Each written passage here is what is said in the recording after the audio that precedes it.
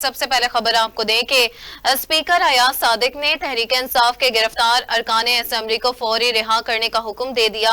Speaker कौमी assembly सरदार अयाज सादिक से IG Islamabad की मुलाकात हुई है। स्पीकर कौमी असेंबली ने आईजी इस्लामाबाद को पीटीआई अरकान की गिरफ्तारी के मामले पर तलब किया था। सरदार अयाज सादिक ने कहा कि पार्लियामेंट की बेतुकीरी किसी सूरत काबिल कबूल नहीं। गुज़िश्ता रात वाक़ये पर अयाज सादिक ने आईजी इस्लामाबाद की सरजनिश भी की है। स्पीकर कौमी असेंबली ने गिरफ्तार अरकान असेंबली के मामले पर कहा था कि पार्लियामेंट में रात जो हुआ उसे तीसरा हमला समझता हूं। कल वाले वाकये पर एफआईआर काटनी पड़ी तो काटूंगा। अगर पुलिस असेंबली के अंदर आई है तो एक्शन जरूर लेंगे। आपको अपडेट करते चले कि स्पीकर अयाज सादिक ने तहरीक इंसाफ के गिरफ्तार अरकान असेंबली को फौरी रिहा करने का हुक्म दे दिया। स्पीकर कौमी असेंबली सरदार अयाज सादिक से आईजी इस्लामाबाद की मुलाकात हुई है। स्पीकर कौमी असेंबली ने आईजी इस्लामाबाद को पीटीआई अरकान की गिरफ्तारी के मामले पर तलब किया था। सरदार अयाज सादिक ने कहा कि पार्लियामेंट की बेतुकीरी किसी सूरत काबिल कबूल नहीं। गुज़िश्ता रात वाक़ये पर अयाज सादिक ने आईजी इस्लामाबाद की सरजनिश भी की है। स्पीकर कौमी असेंबली ने गिरफ्तार अरकान असेंबली के मामले पर कहा था कि पार्लियामेंट में रात जो हुआ उसे तीसरा हमला समझता हूं। कल वाले वाक़ये पर एफआईआर काटनी पड़ी तो जरूर काटूंगा। अगर पुलिस असेंबली के अंदर आई है तो जरूर एक्शन लेंगे।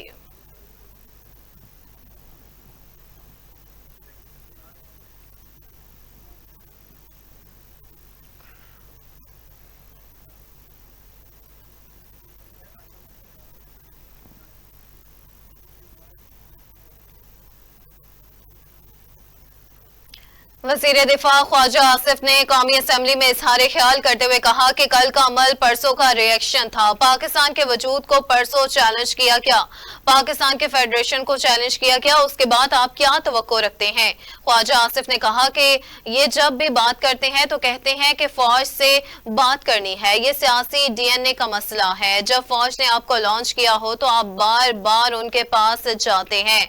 वज़ीर दिफा ने कहा कि कल का वाक़या एक तसलसल का एक हिस्सा है। 9 मई में सारे के सारे मिलिट्री टारगेट चुने गए, क्या उसके बाद किसी तहफ़्फ़ुज़ की तवक्को की जा सकती है। ये ड्रामेबाजी कर रहा है और कुछ नहीं है। ये इस काबीना का हिस्सा थे जिसने मुझ पर आर्टिकल 6 लगाया, मैंने इनकी दुम पर पैर रखा तो चीख रहे हैं।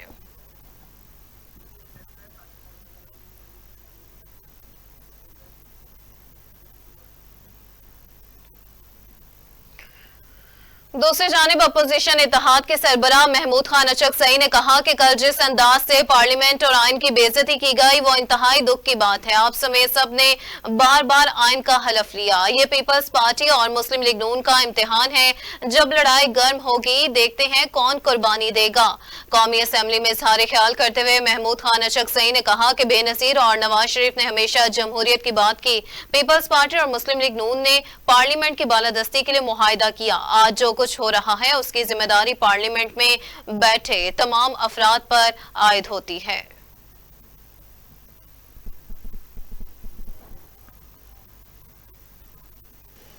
मियां मोहम्मद नवाज शरीफ साहब 10 साल तक अपने पता नहीं कितने मजदूरों गरीबों के साथ खारिजी मुल्कों में 10 साल इसलिए बैठे रहे कि उन्होंने ये गुनाह किया था दोनों ने मिलकर बड़ी मुश्किल से जमहूरी अंदाज में 58(2)B जिसने हमारी बहुत सी असम्बलियों को निगल लिया था उसका खात्मा किया था। और ये ख्वाहिश जाहिर की थी पीपल्स पार्टी और मुस्लिम लीग ने मुआहिदा साइन करके कि पाकिस्तान को एक जमहूरी मुल्क बनाएंगे जहाँ आइन की बालादस्ती होगी, जहाँ पार्लियामेंट ताकत का सरचश्मा होगी, जहाँ मुल्क की तमाम पॉलिसियाँ यहाँ से बनेंगी और सिंध, बलोच, पश्तून, पंजाबी, सराइकी लोगों के यहाँ जो कुछ अल्लाह ने उनको वसाइल दिए हैं उन पे उनका राज होगा। और